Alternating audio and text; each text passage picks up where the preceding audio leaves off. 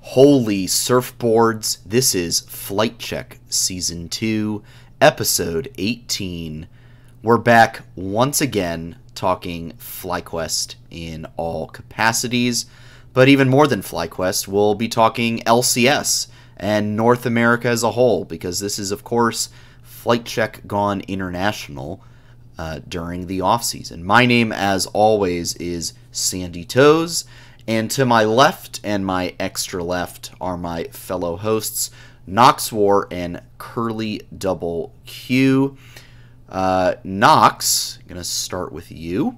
I see a little facial hair growth going on there. Would you tell our dear listeners, what's the deal here? What you got growing on that face? Currently looking like Shaggy a little bit from Scooby-Doo.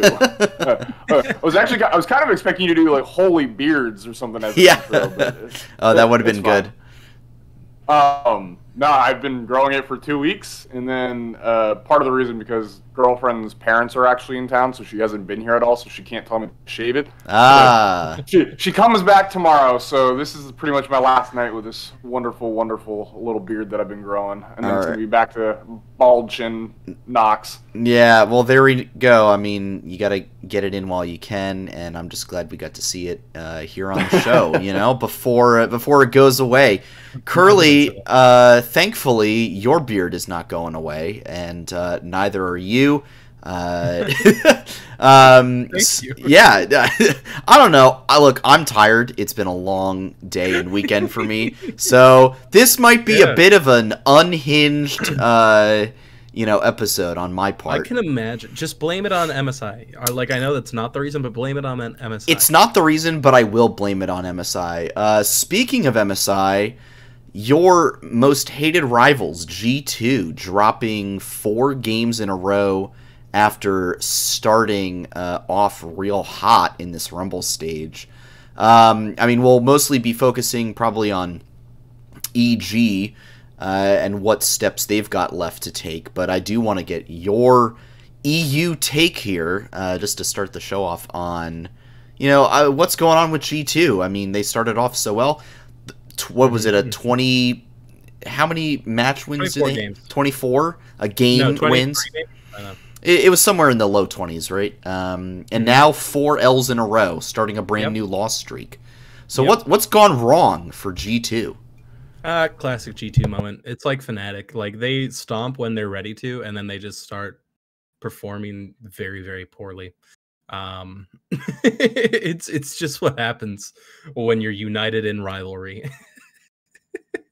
No, but to get into a little bit more details about it, just from what I've observed, is I think other teams have been able to adapt to them a little bit more, and they weren't ready for that because they didn't really get face checked much, at all by order. They just didn't.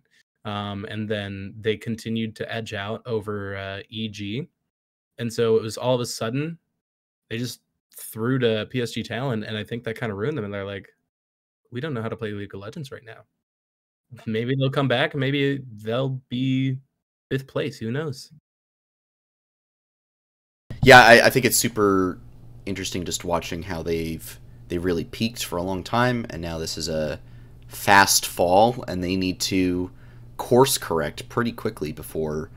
Hey, there's a world, I was saying to you before the show, there's a world where G2 doesn't make it out of the Rumble stage if they keep dropping games like this. So we'll see how it goes. Nox, you've been, I know, faithfully paying attention to MSI, unlike myself. I will caveat here, I watched highlights, at minimum highlights, for every single game.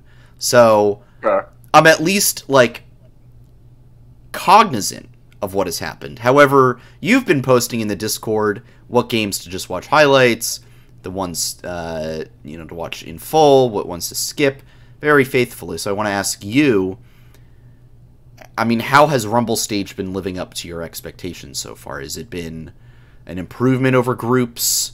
Has it been okay, this is like MSI's of old? I mean, what's your big take on it right now? Yeah, I mean, I've never had an issue with this particular part of MSI, right? It's just a single like group stage that is double round robin. It's like quote unquote supposedly 6 best teams in the world, right? Obviously, that's not like actually the case, but that's kind of what it's supposed to be. And so you get just super really good quality games pretty much all the time. I think there's been only 2 games this whole like Rumble stage where it was just like, you don't need to watch this. Like if you're really dedicated, you can watch the highlights of it, but like otherwise, just don't watch it. I mean, like, mostly the Saigon Buffalo games, I would say. Yeah. The other one being, I don't want to spoil for anyone who hasn't caught up today, but maybe the last game. 8 p.m. on Monday. Today's last game. There we go. That's how we'll do it. The final game of today was not very close, and even then, it was pretty close. And I'm just gonna say, spoiler alert now. If you're just don't watch this stream if you haven't watched the games today. EG tried. EG really, really did try. Like they got stomped, they got rolled, but like Danny tried going for that 1v1 on Gala. I actually really thought it was a good shot. I thought he was very close to pulling it off. And they went for multiple fights throughout the rest of the game where it was just, unfortunately, they got skill gaps. But they tried. And compared to past NA teams that have gone to international events, it is a breath of fresh air to see them at least trying, even if they're getting rolled for it. Yeah, and I think that's been my big takeaway so far is that this is the best I have felt about an NA team at an international event, maybe in years. Just because the way they don't back down from these very imposing teams is really great to see. They're willing to keep fighting. They're willing to keep looking for picks. They're willing to keep trying to make plays. Unlike previous teams that we have seen at MSI and at Worlds, that'll just let the other team roll over them at some point. And so I'm feeling pretty good about how EG has performed so far and for their chances tomorrow, which we'll get into in a bit. Quick reminder that if you can't catch all of the show tonight, the VoD will be available here on Twitch and also on YouTube on our channel Flight Check Podcast. And the audio version should go up soon on all of your favorite audio listening platforms. Tonight we'll be hitting some MSI discussion, kind of recapping the Rumble stage as to where it's gotten to so far, and previewing what EG needs to do tomorrow. We'll be looking, I think there's a couple small NA roster updates just to keep aware of, and the big thing is that Amateur has returned to North America starting off tonight. Lots of games were played tonight, some very, very interesting results. I know Nox has been paying very close attention to all of it, so we'll be discussing who to look out for and what teams going into tomorrow's set of 3 games should be on your radar. So, let's get into it. So, we left off on our last show, noting that we were only going to be able to cover the first 4 days of Rumble Stage and miss the last one. However, here's the standings, as they stand, if you will. And again, like Nox said, spoiler alert, if you haven't been paying attention to MSI, this is probably not the stream for you right now. Just turn it off now. Well, don't turn it off. Mute just the tab so we still get a viewer, but you don't hear us. Oh, mute the tab so we don't lose the viewer. And drop that Prime sub if you are so willing. And then we'll see you next week when you've completely caught up. But we've got RNG has locked their spot in the knockout stage. They're at 7-1 on a 6-game win streak, mind you. T1 at 5-3. EG and G2 tied for 3rd at 4-4. G2 on a 4-game loss streak. PSG Talon at 3-5 and Saigon Buffalo down in the cellar. Knocked out of MSI basically at 1-7, only having gotten their first win today against PSG. And that's actually what I want to start with, is how fortuitous is it for both EG and G2 that Saigon Buffalo took that game off of PSG? Because now, instead of a 3-way tie for the final 2 spots, EG and G2 have a leg up on PSG Talon.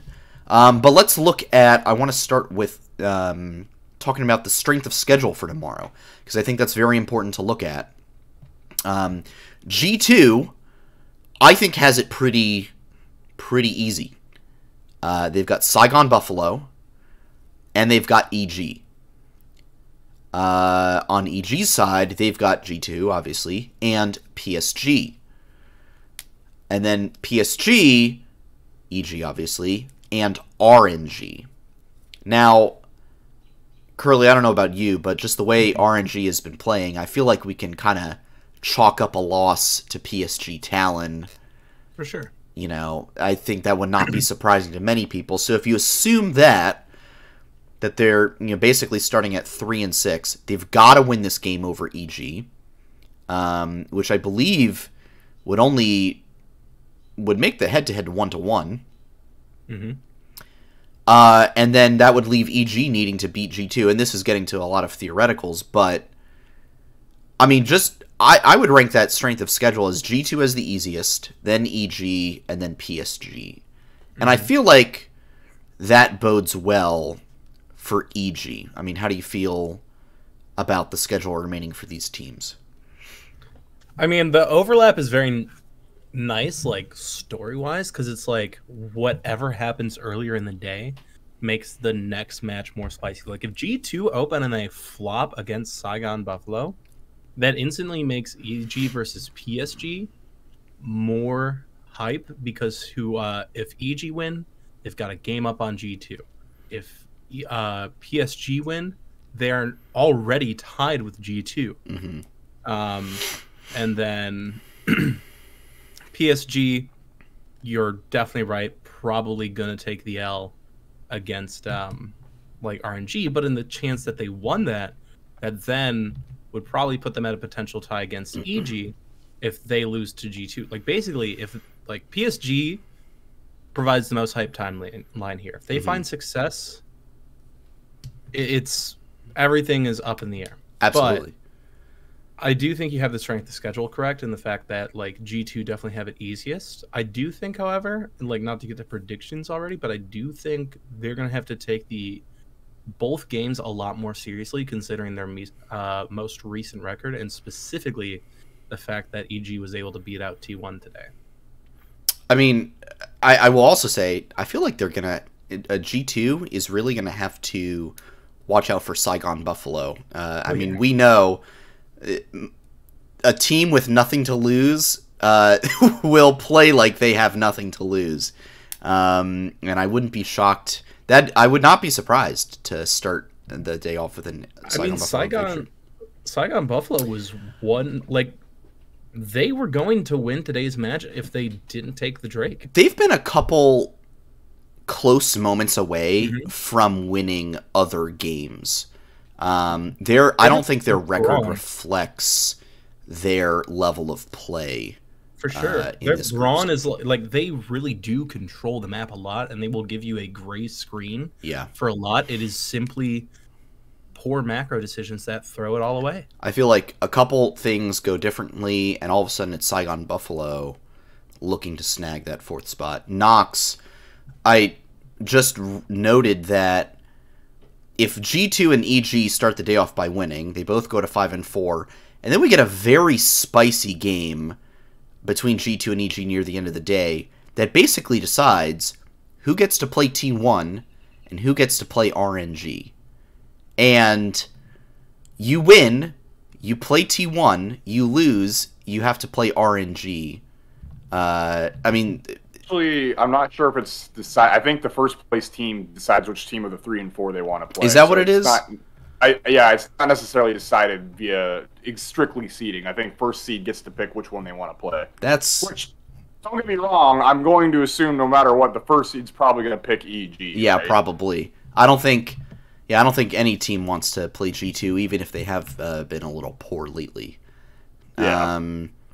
But, okay, so let's say they do win those games. And here's the thing.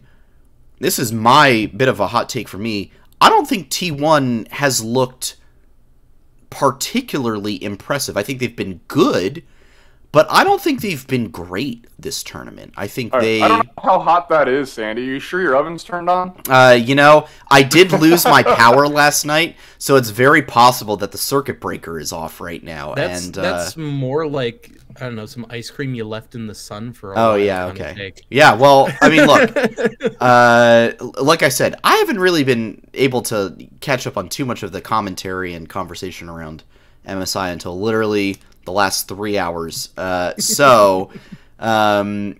but it just, my perspective is that T1 has not felt particularly impressive, and I think they're really going to need to step up. I feel like they'll probably beat Saigon Buffalo, but, you know, if they drop to RNG, that would put them at 6-4, right? And then, assuming one of G2 or EG goes 2-0, that also puts them at 6-4. All of a sudden, you know, you might be looking at a tiebreaker to figure out who's got that second seed, and that really changes the dynamic of, you know, who plays who. So I think there's a lot of very interesting permutations to come out of this final day. Nox, is there anything in particular that you're going to be watching for as the schedule starts progressing through the early morning? I mean, these games are starting at 2 a.m. Eastern time, which I do not understand, but, you know, thank you, Riot. They moved it up because it's the final day, so there's a possibility of tiebreakers. Yeah, so of course, trying to make sure. Honestly, for me, I think really the only games that just do not matter in any fashion really are T1 and the T1 games. The T1 games just do not matter, which it's kind of funny because everyone still wants to watch T1 because it's T1, right? But like in terms of standings, like it really doesn't matter unless just on a super off chance PSG can beat RNG. But yeah, the two big ones I'm looking at are literally the first two games of the day: G2 versus Saigon Buffalo. If Saigon Buffalo beats G2 there, that is huge for standings, right? Yeah. And then if EG beats PSG, we're automatically in the knockouts, and that's great.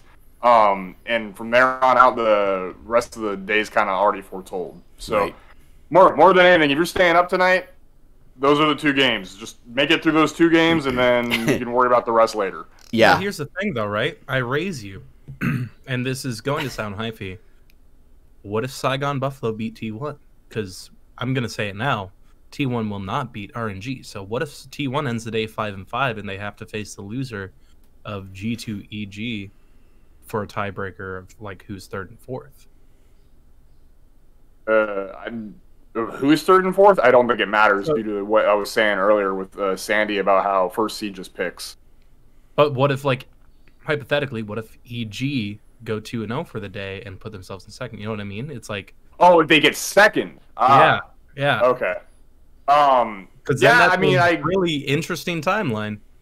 Okay, that is a true and possible timeline. I will give you that. Is it likely? I'm gonna stop you there. I mean, 30% from me. It's not, and that's just based on just how many different combinations there are for the day. It would be a fun timeline, that's for sure, because well, no, I probably still guarantees you playing against T1 at that point, no matter what, because RNG sure as hell is not picking T1 to play in the first round. Yeah, probably not.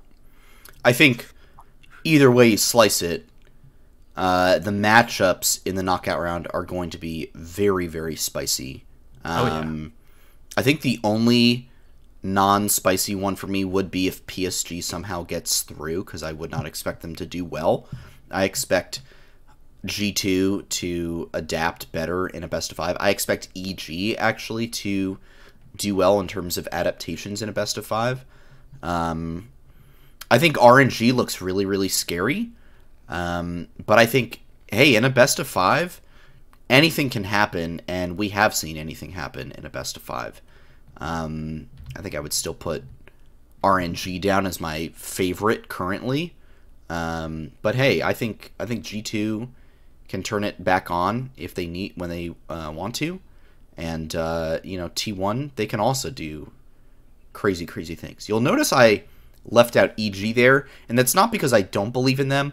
It's because I'm very, very afraid of cursing them on this show by hyping them up too much, and then everyone blames us because we said, all right, EG, you know, they're going to do it. I already did it in the show announcement tweet today. I said, EG on the precipice of making knockout stage.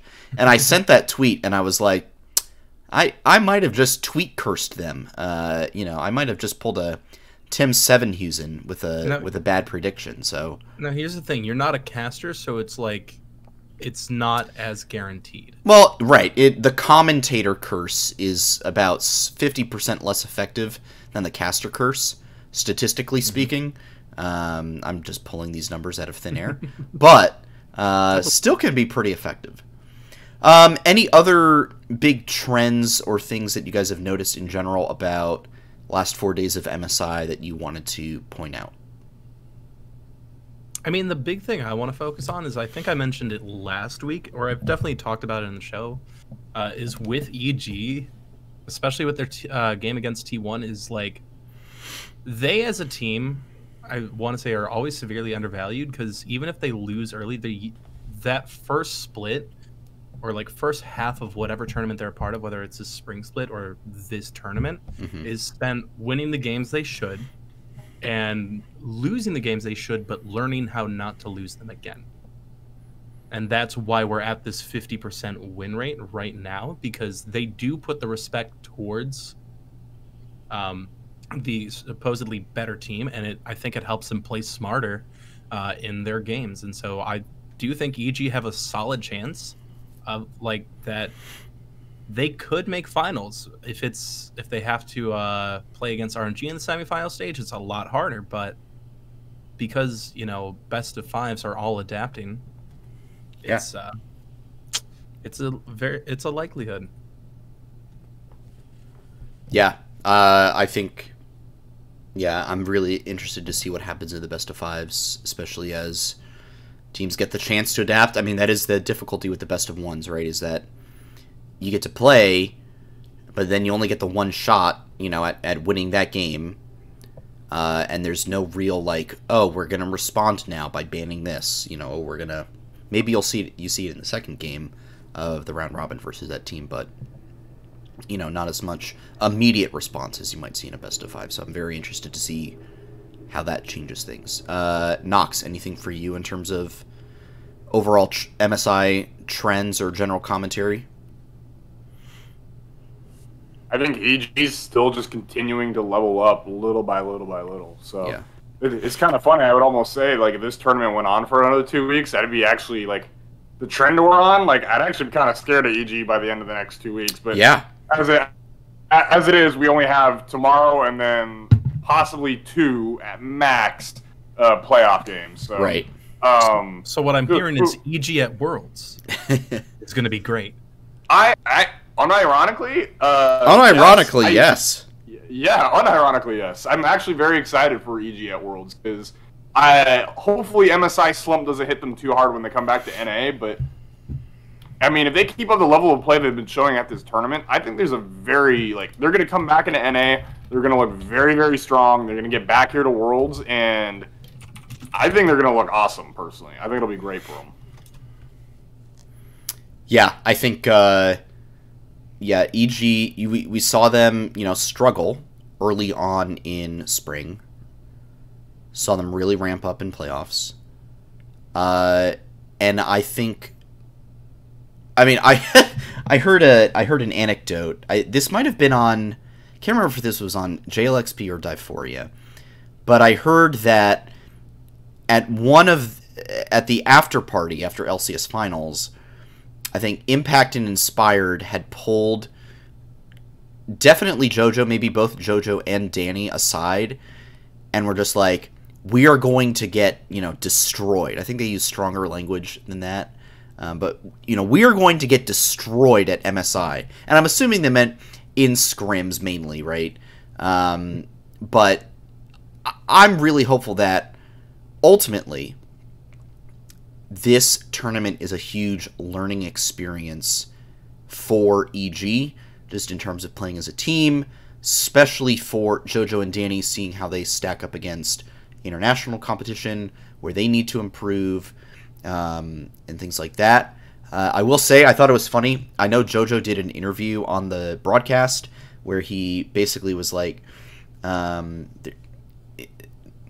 very loosely paraphrasing, but like, there's nothing that he can learn from North American mids, so it's good for him to come to an international event and actually get something out of his competition. So, so I love the simultaneous flame at NA for everyone there being bad, and then also the like, oh look, I'm showing respect for my competition here because I know they're like legit and good, which I think is a really good way of going about it. I think that's great. But yeah, so I think as we look at how summer goes and qualifying for Worlds, yeah, I'm really excited to see where this team trends. Okay, any final MSI discussion topics before we move on? I just find it funny that we sent a team to MSI and it was meant to be a learning experience, and it's looking like they're going to be having one of the best runs that NA's ever had compared to all the teams we've sent in the past who are actually trying to be competitive and couldn't even make it to bracket stage. So I don't know. I feel very good right now. It's nice to see a team that wasn't even supposed to make it far, making it further than other NA teams. Hopefully, like, knock on wood. Don't jinx. See, I think when people were calling it a learning experience, they forgot to finish the sentence of saying that it's a learning experience for how to compete internationally for the rest of the LCS. Like, this is how you do it, guys. This is how you take down Korea. Well, I mean, taking down Korea. Look, I'll believe it when I see it. All right, it's time for. I'm springing it on them early because it's relevant to MSI discussion. Another segment of bait or great, and today's champion has been played. I was seeing it played in the Rumble stage. I'm not going to tell you the position because that's going to give it away too early for you. But this champion has a 50% presence in MSI so far. 16 picks and 14 bans. However, it has a 38% win rate. 38? 38. 6 wins, 38. 10 Ls. Let me see if I can get a little bit more info on where those wins and losses came from. And now I've totally lost the... Here it is. Yeah. 5 picks on blue side and 11 picks on red side. The bans were pretty equal. They were actually exactly equal. This champion is a Yordle, and it is Tristana. Tristana, the bot laner, the scaling bot laner. We've seen it used. I think we saw it definitely used in the last couple days. However, I am throwing the question to you guys right now, and I think this might be a bit more of a overall like scaling comps. Are they, legit? How are we feeling about scaling comps at MSI? But Tristana, bait or great? Curly, I'm coming to you first for your answer. I'm going to call it great, despite the success rate. Because I think Tristana, a big thing is, like, if you're going to have her as your ADC, that changes the entire way you want to play bot lane, in my opinion. And so you have to, like, if you're picking Tristana, you have to play Tristana's game. And a big thing is you have to make sure you're utilizing her power of, like, tower destruction later, or else you're missing out on one of the best parts of her kit. And so it's only bait if you don't utilize her correctly, and maybe even if you build wrong. So, because, like, she's one of the few ADCs that I think is split push potential even on her own, because she can get in, destroy a tower, and get out. And then she has a lot of burst potential, and then the resets with her W makes her great for getting good picks in the late game. And then her ult can be used aggressively or defensively in a team fight where you can, like, you know, if you hop ahead and knock the carry into your team, so he's now in a trap of death, or you see their, like, assassin getting ready to come burst you, so you just knock him away so you stay alive. There's a lot of versatility in the champion. So I think it's just come down to the way that teams play around her and how individual ADC players have performed. So your answer is basically it's great. It depends. Oh, I was going to say it depends, but no. It's great. Just actually use it right. Yeah, totally. Yeah. I will throw out a couple more data points here. Notably that it's been played 10 times in the Rumble stage. Mostly 4 games from Unified, a couple from Gala, a couple from Shogun, and 1 game from Gumayusi. It's won 4 of those 10, and mainly played into Callista, and then a couple games into Xayah, and 1 game into Kai'Sa. I mean, does that change anything for you? And Nox, if you've got your answer ready, you know, feel free to chime in. But, you know, still hovering around that 38-40% win rate throughout Rumble stage, mainly into the Callista. I mean, is it a good enough answer for that champion? You would figure it should be, especially because it's been kind of like Callista's not been doing well in general in this tournament. I'd actually be curious to see what the stat line is on Callista. Like, I feel like the win-loss ratio on that champion has not been that great. I'm going to go great. I think Tristana is a fine pick. It does well in lane. I think it should theoretically do okay into the Callista. It scales well. It has a lot of mobility. Yeah, I'm assuming part of it has to do with the teams itself, more so than the pick itself. So I'm going to go it's great. I think it's a very, very good pick right now in this current meta. Are there better picks? Absolutely, but I think it does what it does very, very well, and it's something that should be continued to be looked at like it is. That's fair. I did check in on the Callista.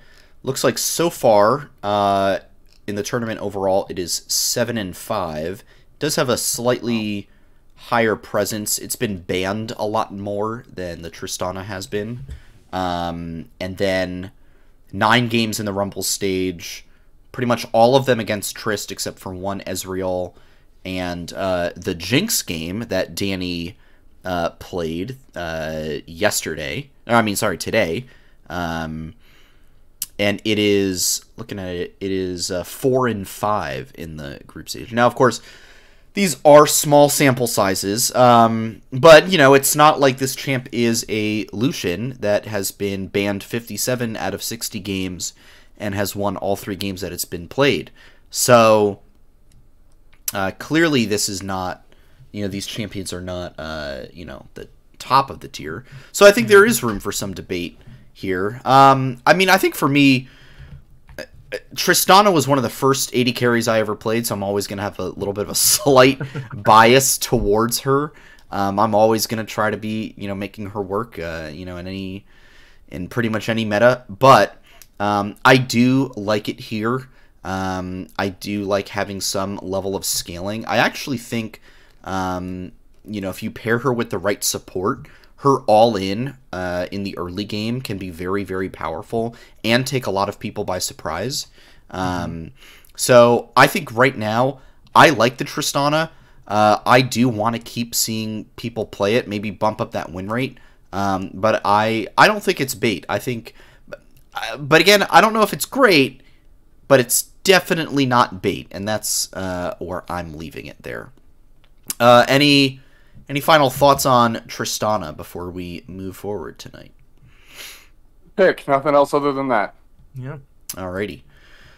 Cool. All right, moving on to some NA roster updates because, you know, MSI keeps moving and so does NA. Some changes being made all over the board. I think since last we all spoke, been a few things. Golden Guardians, big reshuffle. Stixxay returning to the main team from coaching. Their academy team basically had a whole, big set of changes, dropping both Ryoma and Tony Top, I believe today I saw as well. And now they've brought in Concept and Array. Westrice also coming in to be the head coach for Golden Guardians Academy. And several other things that got confirmed. One big surprise, and I want to get y'all's thoughts on this one.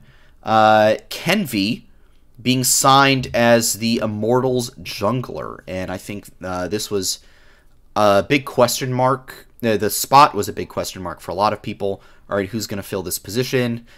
Was Dardoch going to return from coaching to play for Immortals in the jungle? But instead they pick up Kenvi, notably acclaimed Academy jungler. And yeah, I mean, this is interesting because I was under the impression that players like Kenvi and Tenacity only wanted to go to top-tier teams. So, Nox, I mean, how do you feel about this move for Immortals? Do you think it makes sense? You know, I mean, what are your thoughts on this one? I mean, A, no matter what, good for him. He deserves to be an LCS. He's more than good enough. B, his adversity to wanting to join a team that wasn't a top-tier team. I always personally thought he was making a mistake not making a team in spring or not going for a team in spring. I just show your stuff in LCS is all I gotta say, dude. If you look good enough, I guarantee you, like, the top teams at the top of the league are rich enough to buy you out. They're willing to do it, but you got to show that you're good enough, right? So I really think you should have been on it in the LCS in the first place, but better late than never.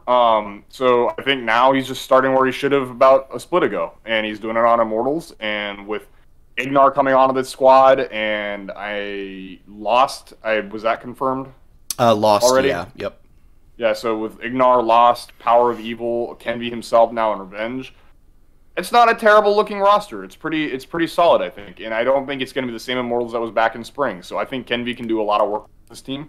Do I think it's going to be a top team? Probably not, but I think he has areas where he can absolutely shine, and I don't know how long his contract was exactly. I'm betting it's through 2024, but if he happens to pop the hell off, then who knows? Maybe one of the top teams decides to buy him, in which case, good for him. Hey, maybe, you know, I was about to say maybe FlyQuest will look to see him, but that might be a bit of a anathema take right there. But hey, you never know what might happen. You never know. Yeah, Curly, I mean, how do you feel about Kenvi moving down to Immortals? Because, I mean, looking at it from a FlyQuest perspective, right? Mm-hmm. I feel like the moves that they have made, that Immortals has made this offseason, should be bumping them up in terms of competition level. Probably putting them more in a direct competition line with FlyQuest. So, do these moves overall concern you? I mean, how are you feeling now about FlyQuest versus Immortals, the relative power levels? I still put us above Immortals, and like, to be perfectly candid and without being too flamey, I think the biggest thing dragging Immortals down is Revenge. If they ever learn how to move on from him and make sure it's whatever they replace him with is like an upgrade, then I would consider them to be on equal footing with that. But he's just too much of a crutch, in my opinion. And then I've not seen as much of Kenvi's stuff because I wasn't able to view Academy much this spring. So I don't quite know what he brings to it. And then altogether, I'm concerned at the way that Immortals coaching staff seems to approach the game, because I think that's also something that needs to be worked on. So it's definitely an upgrade, and they're definitely closer to us. I still put us above them, though. So they might be a solid 7th, maybe even 6th place team by now. Still gonna beat them.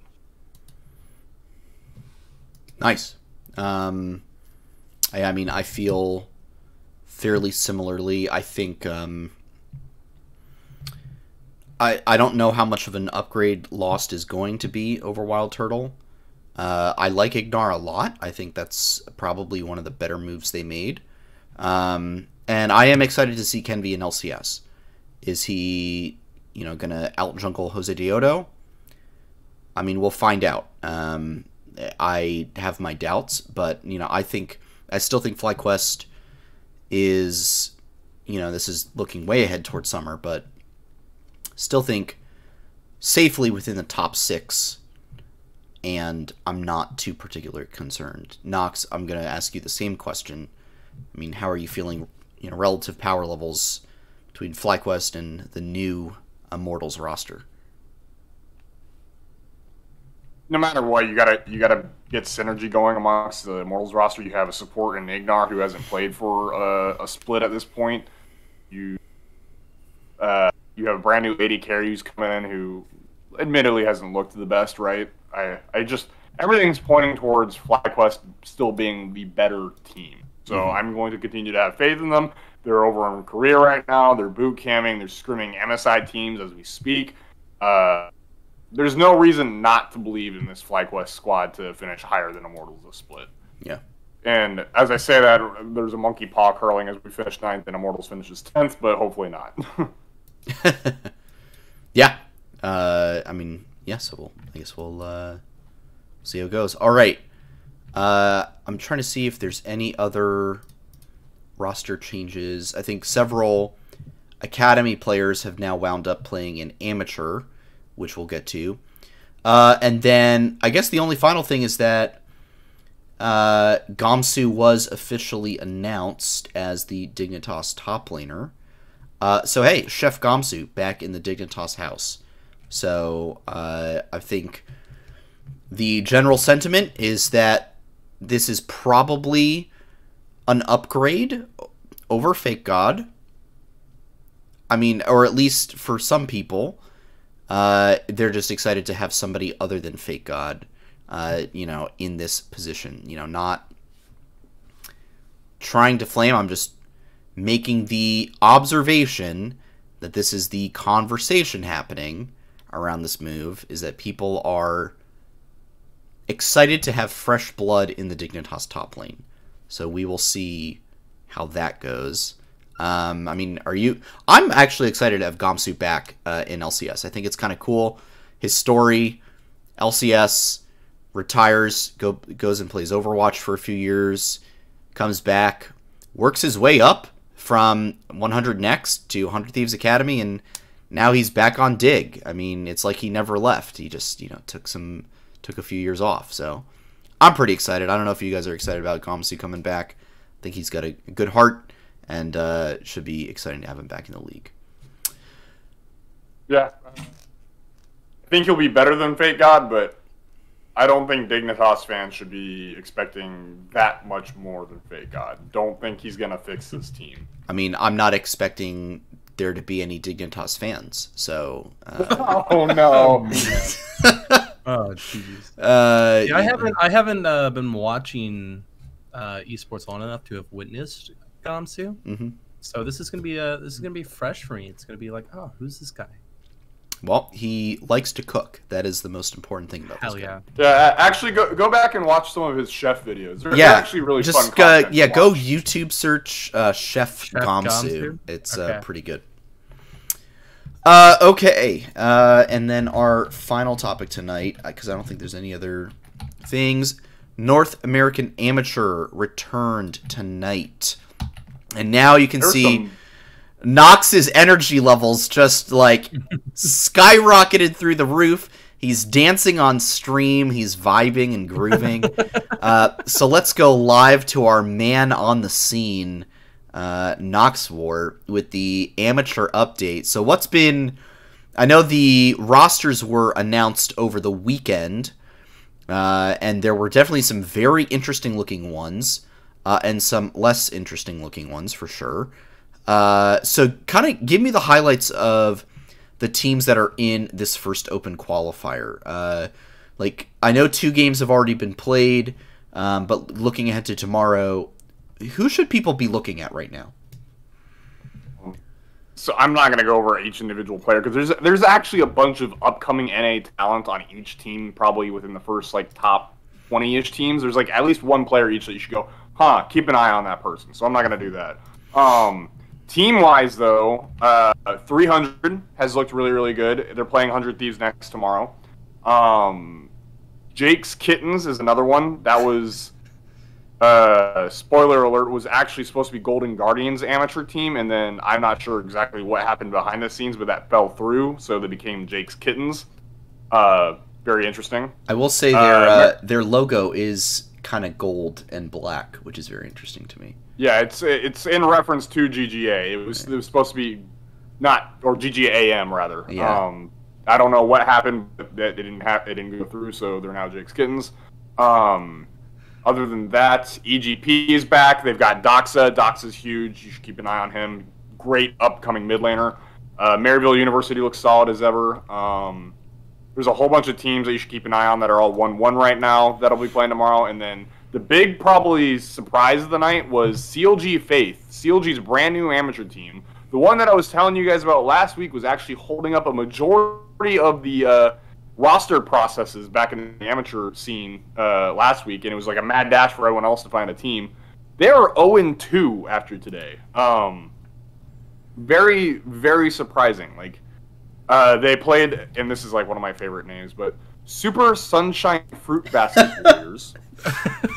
Yeah, shout out to Kelsey Moser, because that is also her favorite team in amateur, I believe.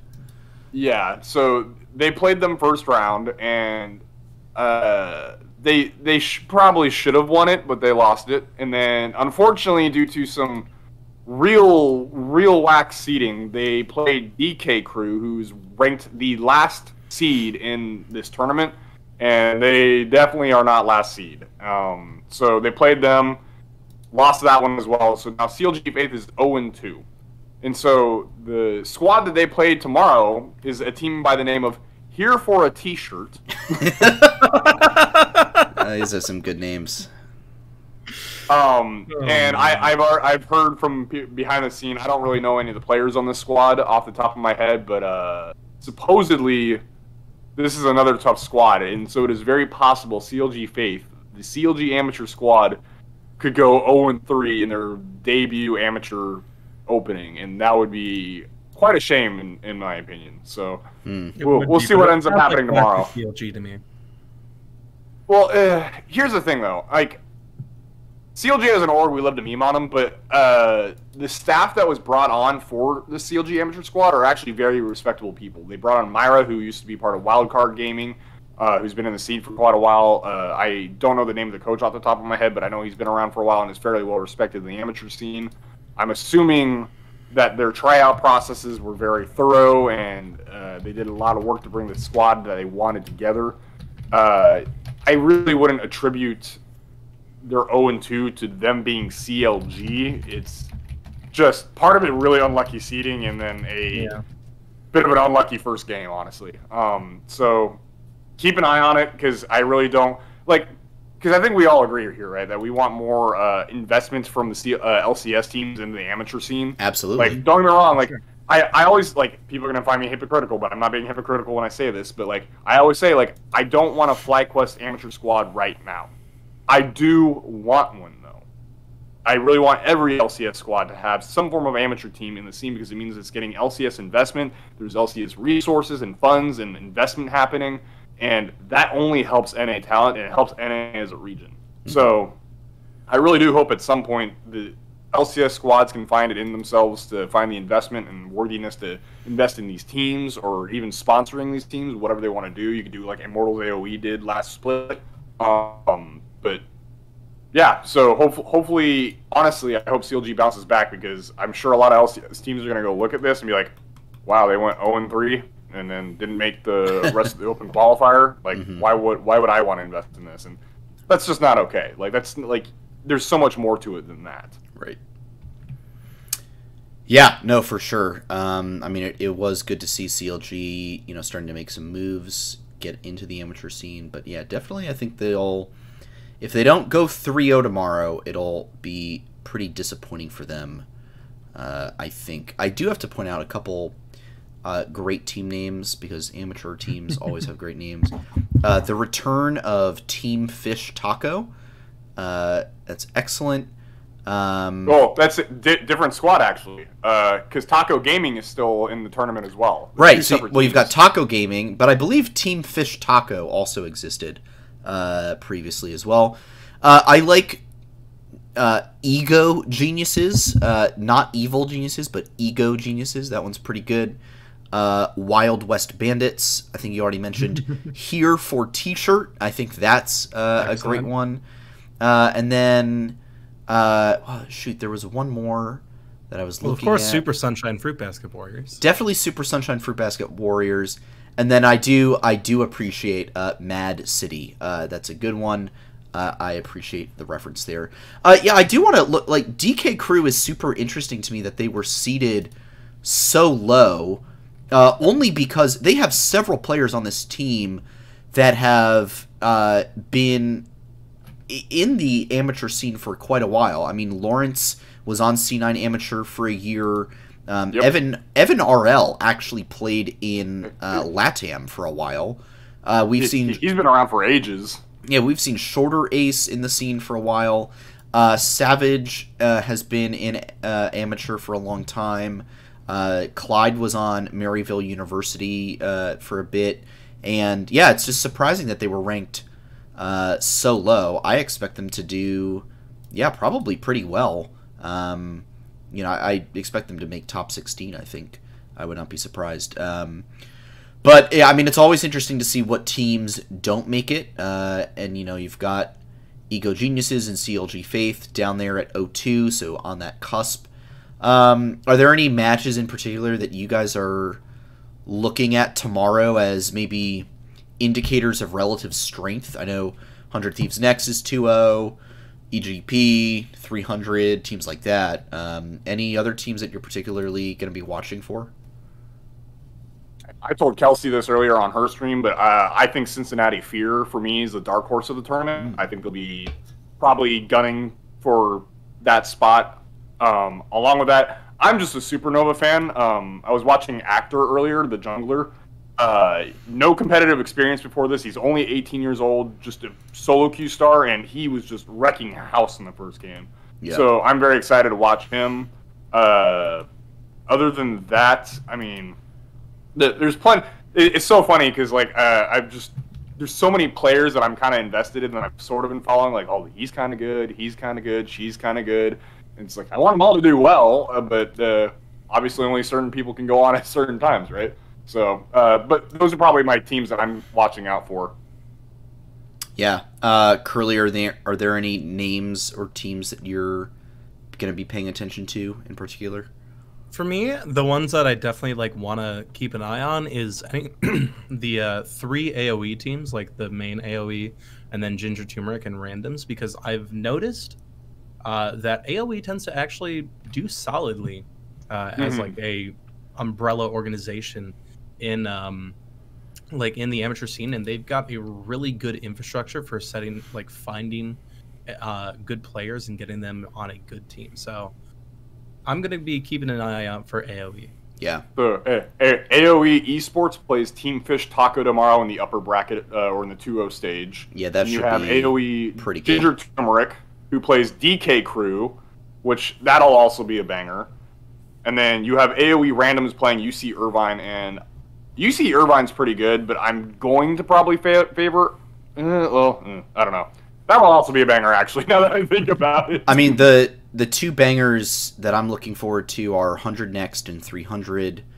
And yeah, that'll be good. Jake's Kittens versus Taco Gaming. But also Maryville versus EG Prodigies. Though that game I'm really, really excited about, just to see how that goes.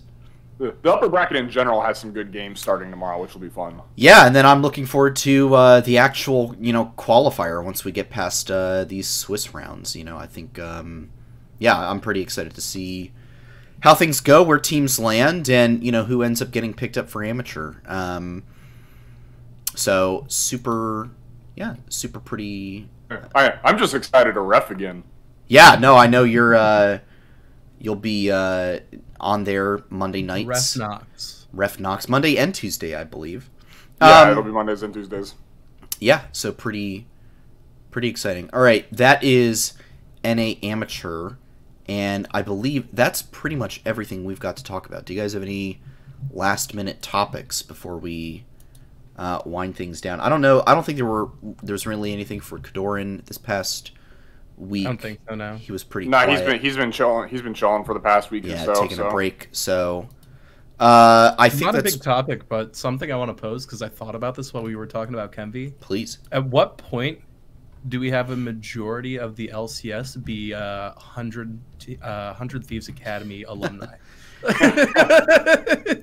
I mean, like, we're slowly getting there. The trend, you know, we're starting to trend that way for sure. I mean, it wouldn't be too surprising to see that happen. I wouldn't be completely shocked.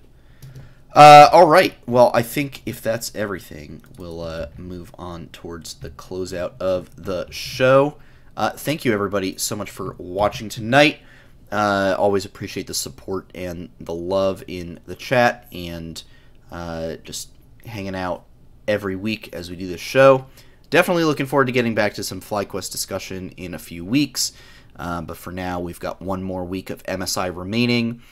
Tomorrow's game start at 2, like Nox said. That's so that in case there's any tiebreakers, those can keep going. So be sure to set your alarms or, just, get a good nap, later on in the day, whatever you decide to do.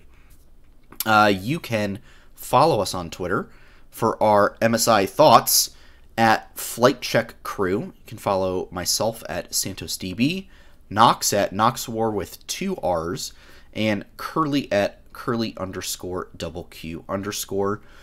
Make sure to hop into the Flight Check Discord as well, where all kinds of esports discussion and otherwise takes place. If you missed any part of this episode, the VoD will be up on YouTube tonight or tomorrow morning.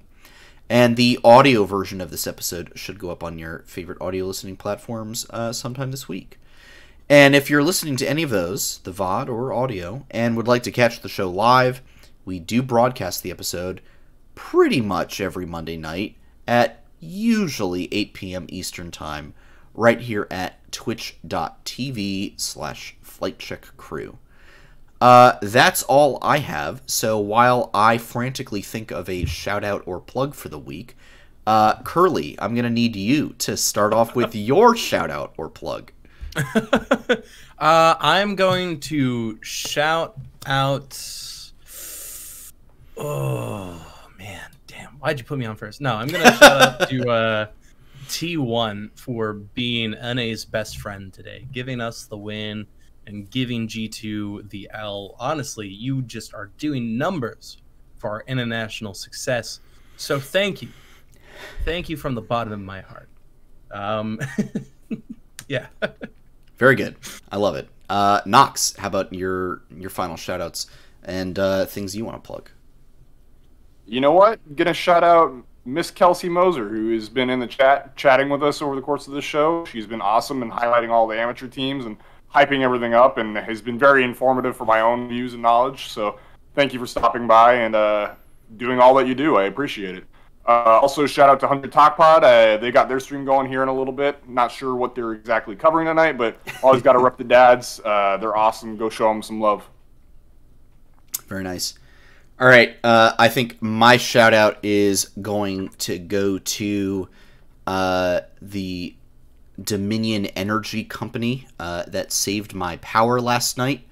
I just want to note that if they had not saved my power, I would not be able to run the show tonight.